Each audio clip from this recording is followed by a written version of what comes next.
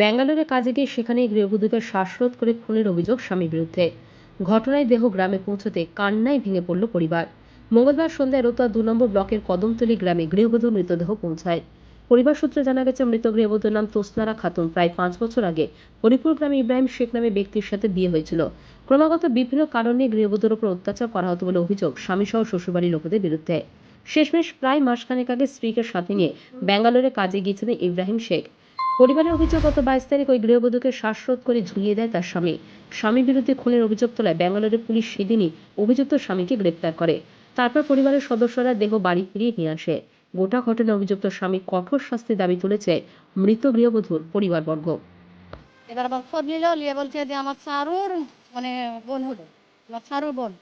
এবার ও গেল যে এখানে দেখছে তো বাচ্চা আছে, মারা গেছে, কী ব্যাপার কীভাবে মরলো, মানে এখানে পাঁদর টান্দর আন্দর পান্দর আছে। ওই পান্দরে বলছে কি যে এই কীভাবে কী হলো, তো কইছে যে মেয়েটা আমার কাছে আসে, কান্দে ধরে, খুবই কান্দে। মেয়েটাকে এত শাস্তি করতো, কইতে পারত না। মানে বাড়ি যাবার জন্য বলছে যে মেয়েটা বলছে কি যে আমি তো বাড়িতে ভাড়া করে পাঠাবো, তো ২,০০০-এর ব্যাপার নাই, ১,০০০-এর ব্যাপার নাই, আমাকে কমসে কম আমাকে ৭,০০০ টাকা আমাকে এনে দিতে হবে। আমি ৭,০০০ টাকা আমি কোথায় পাবো? আমার বাচ্চা খাওয়া, তোমার খাওয়ার ভাড়া আছে তো। আমি এবার কী করবো? তোমার স্বামী তোমাকে টাকা দেয়নি, বলছে না, মদ খেয়ে চলে আসছে, ২ দিন খাচ্ছে, ৪ দিন বসে রয়েছে, এরকম ব্যাপার। তো এবার কী বলবো? তখন আমি কী বলবো?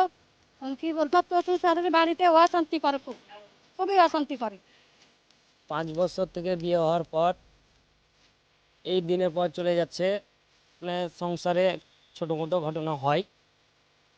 প্রায় যখন বাচ্চাটা হবে, মানে ডেলিভারি ছিল, তখন একবার নিয়ে যেয়ে অনেক মারধর করেছে।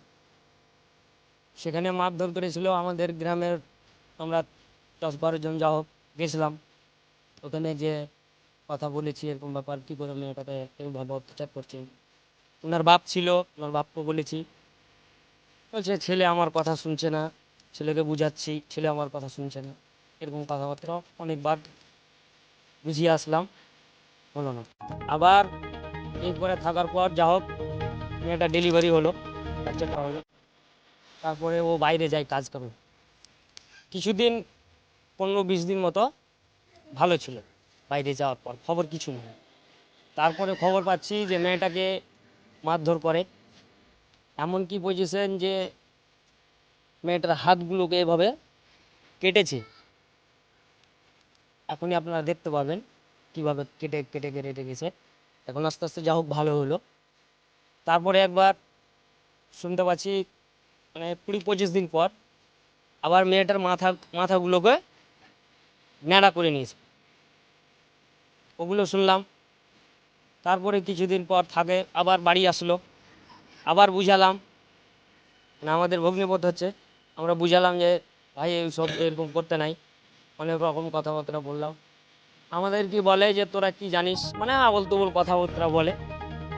সেগুলো আমরা, ওদের বাপ ছিল, ওর বাপের কাছে খবর দিলাম যে এরকম ব্যাপার, এরকম পজিশন হচ্ছে, আপনার ছেলেকে আপনি সামলান। বলছে ছেলে তো আমার কথাই শুনে না। কী করে ছেলে কথা শুনে না, এখন উনি জানে আর ওনার ছেলে জানে। তারপর আমরা বুঝিয়ে বলি যে ঝগড়াঝাটি করো না, বাড়ি এসো। ও কিন্তু শুনে না, বলছে এবার ওকে মেরে ফেলবো। এই করতে করতে হঠাৎ করে এই ২ দিন হলো খবর পাচ্ছি যে এরকম ব্যাপার।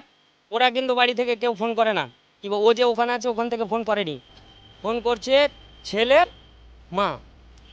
ছেলের মা রাত্রে ফোন করে বলছে যে এরকম এরকম ব্যাপার, জ্যোৎস্না মারা গেছে।